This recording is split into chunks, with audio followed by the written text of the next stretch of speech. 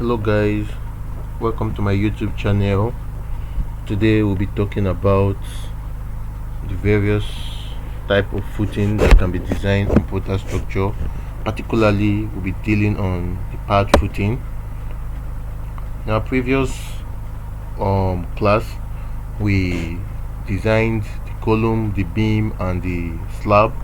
Today we'll be designing the pad footing for the 3-story building we designed in the previous class, and I'll be showing you the step involved in designing the 3-story building pad footing. So this is the page. We've loaded our work. Now what do you do when the first thing you do is to ensure that your building is in the story 0. This 0 story. This is what we do. We touch here and we click on story 0. Now there are some things I need to show you first, so I need to take them off so that you would understand better. Now we are at our story 0, and our story 0 is the foundation level. This is the column that leads to the support structure. So you can see this is column 1C1. These are the columns we're talking about. That is our column at column 0. You can see them. These are the columns we are dealing with right now. Now we've gotten those columns. Now we need to know the loads that are transferred from the beam, the slab to this column at this level, at the bottom level, which is the foundation level. How do we go about that? We go to this icon, active window setting and visual interrogation. We click on it. Now the next thing we do is to click on the column plan display, which we've done, and we need to know our axial load and our nodal load and our axial load for our dead load and our life load. I'll click on OK, and we click on OK. Immediately we do that, you see your dead load and your live load will come up at the bottom of each column. You can see this is our dead load. This is 452.8 kilonewton. That's 452.8 kilonewton. You can see we have various column with various loads. Now what is the next thing we do? Now we've gotten our dead load and we've gotten our life load. The next thing we need to do is to go to our analysis, building analysis. We need to select our reinforcements. We need to select the diameters of the reinforcement we'll be using, so that we don't just end up using any random diameter. Now while waiting for it to load, we need to know that we need to actually be the engineer of our job, or as a designer or as a structural engineer, you need to have it that I want to use this dimension or that dimension. Now we go to edit material, click on edit material, we go to foundation floor. Now on this foundation floor, this is the concrete strength, the compressive strength of concrete we are using. I would like to use a concrete strength of 30 Newton per millimeter square. 30 Newton per millimeter square, the compressive strength. I click on OK, and now for my reinforcement diameter, you can see there are various reinforcements selected. I don't like that. I like being the one in charge of my job, so I click on Y10, I click on Y16, and I click on Y20, and I think with those three I'm good to go. And I click on OK. Now I click on OK again. I close the building analysis. That is what I'll do. Now we're here. We know we've selected our reinforcement and the concrete, the kind of concrete we need, the strength of the concrete. Now you can see. Now we can start with, first of all, we have to look at this load and see loads that are similar. Now you can see the dead load of this is 36.5 kilonewton. Y for this is 76.5 kilonewton. For this, you can see the dead load is 75.6 kilonewton. So they are closely related, 75.2 kilonewton and 62.5 kilonewton. So I would select all.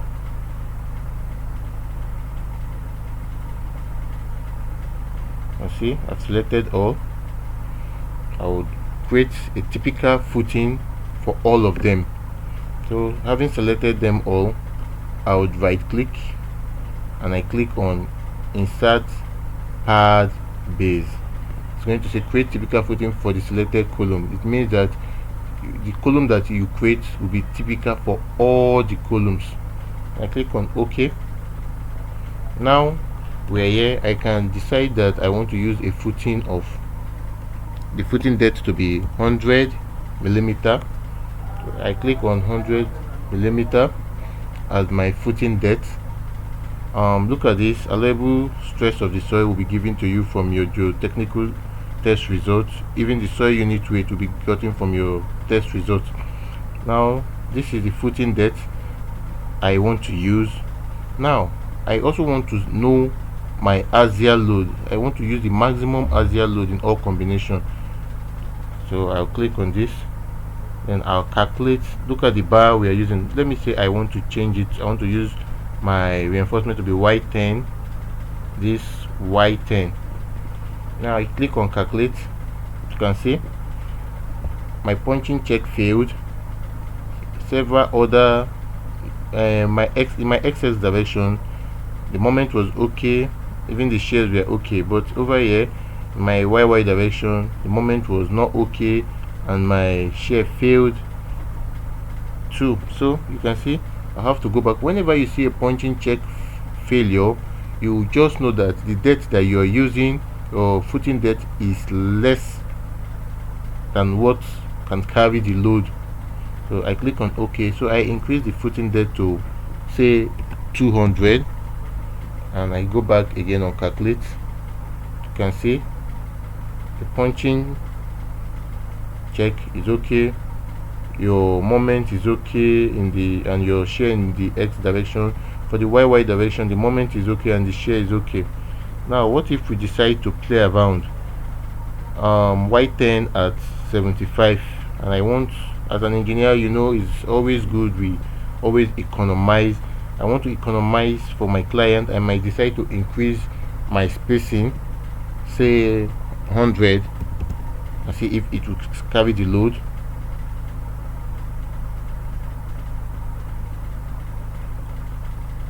See, it's okay. I can still go a little bit because I am trying to work on a tight budget. If I like, and see if it will still carry the load. You can see it's okay. I would stop here and then I'll click on OK and I'll click on OK.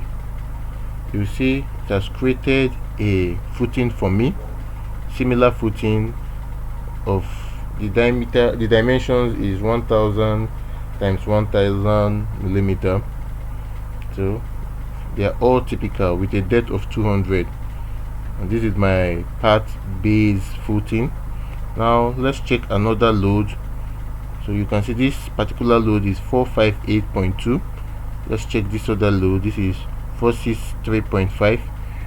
so I can pick this and work on them, create or insert a pad base for each. I click on OK. Now using the depth of 200, I can click on calculate. Okay, axial load is not defined, sorry. Come back again, use maximum load in all combination. You will see the load will appear. Now I click on calculate.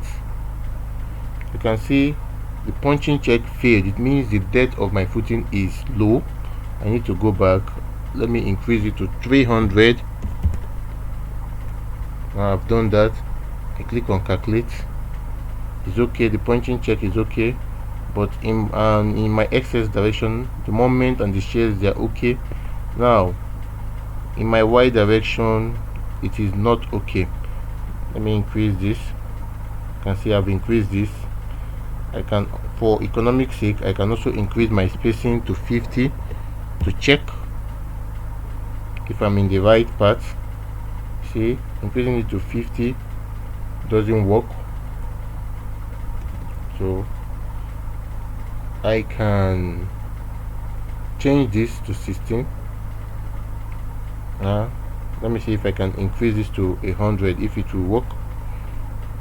Okay, I need to reduce this to 50. Let me reduce this to 50 to check if I'll get a good result.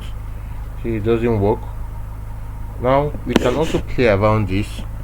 If I want it to work, I can change my footing to square footing. You can see it's all okay, but I don't want that, because if I do that, if I change it to square footing, it's going to will I use the word intersect with the other footing that was created, which will not be a very good design. So I remove the square footing and allow a rectangular footing. All I need to do is play around this. Whenever you check any direction and it fails, what you need to do is either you play around your reinforcement or the spacing. So in this, let me go to 20. See, it's okay. Let me play around the spacing. Let's try 75 and see if it will work. It failed, so I could use 20. Okay, I could use 50 because it already worked as my spacing, or I could go back and increase this to 400 and calculate again. Change this to y16, reduce the spacing to 100,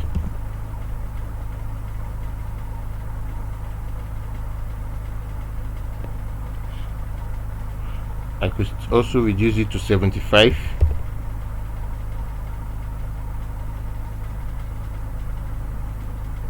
You can see it worked right now. So I can click on OK, and I can click on OK. You can see that both footings are close to each other. That was why I did not use the square footing. So in the manner in which this was done and this was done, that's how you do for all other columns. Let me take this example and then I would give you the final result of other footings. Now I take this because I know they are similar. You can see the dead load is 620 for this, 621.9 for this, 650, and for this 644.6 kilonewton. Now I click on insert pad base and I click on OK. Now I can say this, I want mine to be 300, and I click on the footing depth. I click on calculate. Okay, this is telling us that this point the axial load is not given, despite being that on the, now it was actually on the use maximum load in all combination, but the axial load was not given, so I had to take it off and bring it back. You can see my axial load in all combination has been given. Now I calculate. You see my punching check failed, so I have to go back and work on my footing depth. I increase it to 400 and I calculate.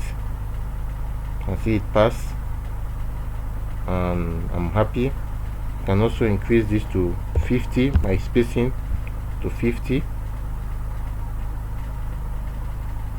can see at 150 it was also okay. Let me check 175. 175 if it will be okay, and it was okay too.